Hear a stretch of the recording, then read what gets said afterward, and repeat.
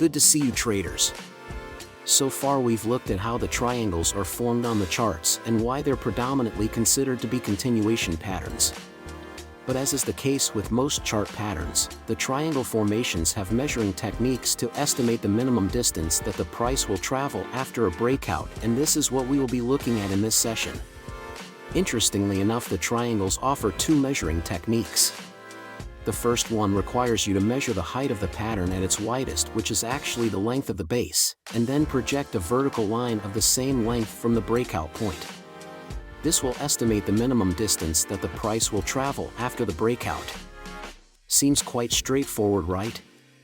Let's move on to the second measuring technique. This one requires you to first draw a vertical line through the apex of the triangle and then draw another line parallel to the lower line of the triangle.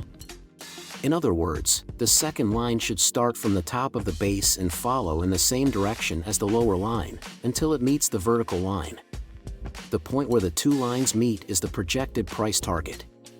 And if you thought it's fascinating that the minimum distance that the price will travel can be measured, let me also add that the point where the vertical line meets the x-axis is the estimated date that this will happen. Mind-blowing, right? One final thing to add here. Although in our examples, we used symmetrical triangles, I'm sure you've already figured out that these two techniques also apply to the ascending and descending triangles. Thank you for your attention. I hope you enjoyed it as much as I did. See you in the next video. Want to be the first to know about new videos? Hit the subscribe button now.